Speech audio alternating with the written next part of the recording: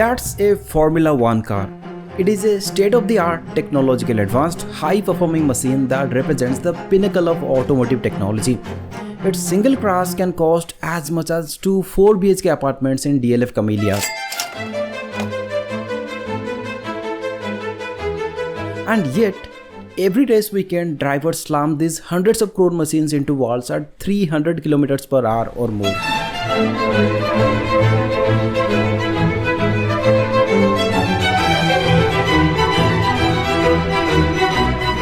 Additionally, each team spends approximately 3,000 crores a year and travels extensively worldwide for 24 races with their cars and crews, only to get defeated by Max Verstappen. Max Verstappen, for the first time ever, is champion of the world!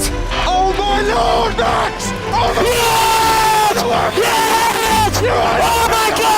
So I wanted to find out if F1 is genuinely a business making money or just an extravagant sport where billionaires burn their cash.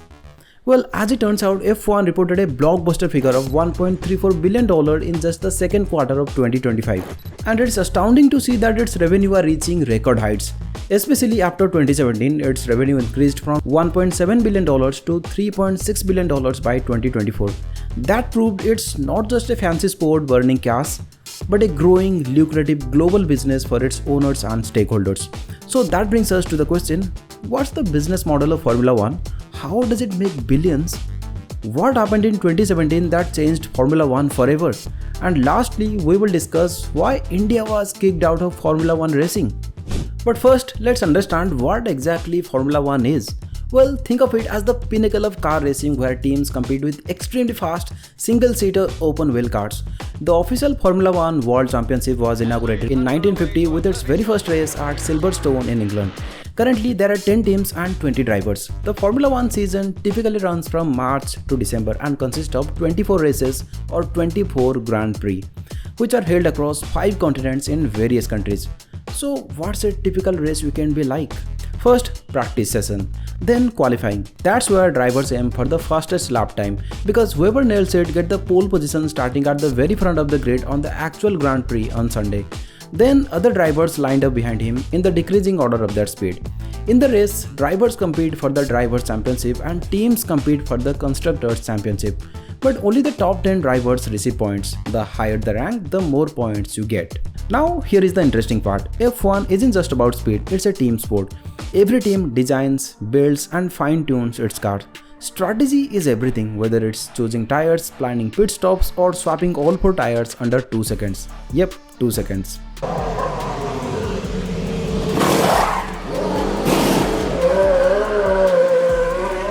But how did it all begin? Formula 1's origin story dates back to the early 20th century when competitive car racing began to take shape in Europe. In 1946, the Fédération Internationale de l'Automobile was formed to set up rules and regulate the sport. But the commercial aspect or the business of F1 is managed by Formula 1 Group, which was founded by a British business magnate named Bernie Ecclestone in 1987. He turned F1 into a global commercial machine. That's why they called him the F1 Supremo. Sure, Bernie made F1 richer than ever, but his era came with downsides. High ticket prices, pay TV restrictions, minimal focus on younger fans. Formula 1 started to feel elitist and almost out of reach for casual and new fans. But then came 2017, when Liberty Media, a US media giant, acquired the Formula 1 group, and it transformed the sport completely. Instead of just catering to the die-hard fans, Liberty spotted a huge blind spot: casual audiences. For hardcore fans, they launched F1 TV, a place with deep analysis, live streams, replays and behind-the-scenes tech talk, stuff traditional broadcasters would have never shown. Then they set up a digital team to target younger audience via social media. But the real masterstroke, a Netflix series you may have heard of, Drive to Survive.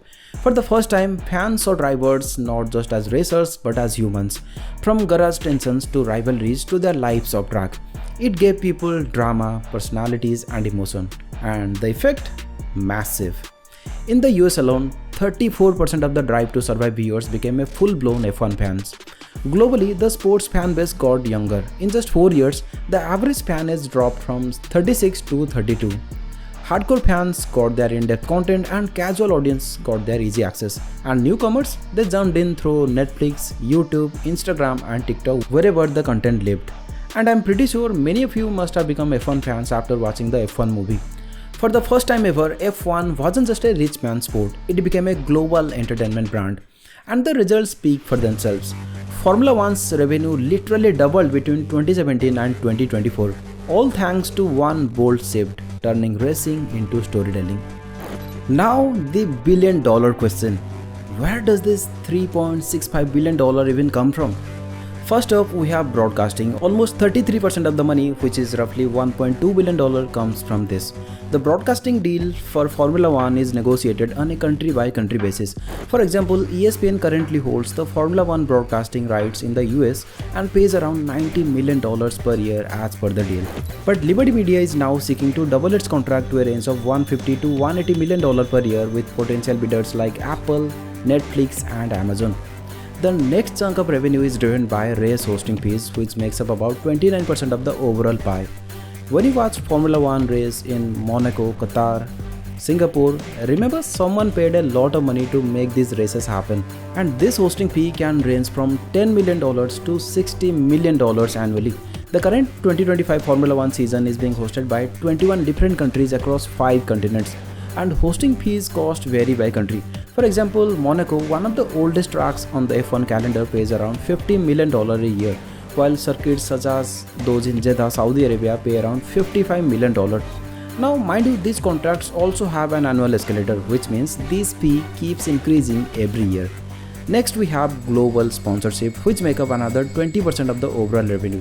See, 1.6 billion cumulative TV viewers, 97 million social media followers and 6.5 million in-person attendees. These figures not only highlight the sport's widespread influence but also reinforces its appeal to sponsors and advertisers. So these brands we see plastered all over the racetracks like Rolex, LVMH, Pirelli and Aramco pay huge amounts of money to be associated with the F1 brand. Some sponsors go directly to Formula 1 and some go to the teams. The logo you see on the cars and the drivers' tracksuits do not go directly to the Formula 1 but rather go to the Formula 1 teams. The remainder of the revenue comes from hospitality packages, merchandise licensing and F1's digital platforms like F1 TV. While Formula 1's revenue streams like broadcasting, race hosting fee and sponsorship highlight the sport's commercial strength, the often overlooked but equally impressive part of the F1 reveals just how valuable and competitive this global motorsport business has become. These are valuation of the teams themselves. The average value of an F1 team in 2024 sits at nearly $2.31 billion, while Ferrari, Mercedes and Red Bull sit at the top 3 with a valuation of $4.78 billion, $3.94 billion and $3.5 billion respectively. And for Liberty Media, this has been a phenomenal investment. After purchasing Formula 1 for $4.6 billion in 2017 with a valuation of $8 billion, they have almost quadrupled their investment, with the most recent valuation of F1 coming in at $30 billion. That brings us to the last part of the video.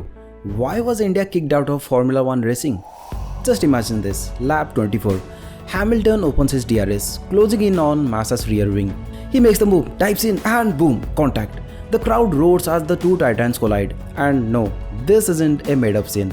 This actually happened here in India's very first Grand Prix in 2011. And what an opening weekend it was. Over 95,000 fans packed the Budh International Circuit and the atmosphere was electric. But sadly, the excitement didn't last long. By 2012, the numbers dropped to only about 65,000 people showed up, 30,000 fewer than the previous year. And by 2013, just 60,000, a clear downward spiral. But why did this happen? Well, problems started stacking up, chaotic Indian customs checks, poor public transport and the organizing body drowning in financial trouble. But here is the big one, the cost. The cost of hosting a Formula 1 race in India was anywhere between 500 crores and 1250 crores. Normally, this burden is shared between sponsors, organizers and the government. But in India's case, the government backing was almost non-existent. Worse, the government didn't even classify Formula 1 as a sport. Instead, they put it under entertainment, which meant, you guessed it, hefty entertainment tax. That became a final nail in the coffin. I mean, just think about it. The circuit itself cost around $400 million or 3,500 crore. add another $31 million hosting fee every year plus taxes, and the event quickly became a money pit. The organizers were losing about $35 million annually, and by 2015 their debt had exploded to a jaw-dropping $11.7 billion. And it did not end there. For teams, even getting their cars and equipment into India was a headache. Every single item from tires to laptops had to go through painful import checks, and there was visa hurdles for the team members as well. So in short, the government made racing in India way too complicated, and F1 had no choice but to pull the plug, removing India from the calendar after 2013. But here is the thing.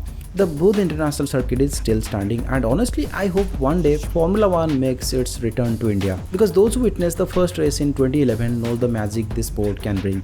That's all from today's video. I hope you have liked it. If yes, then hit the like button and subscribe to my channel for more such insightful case studies. I'll see you in the next video.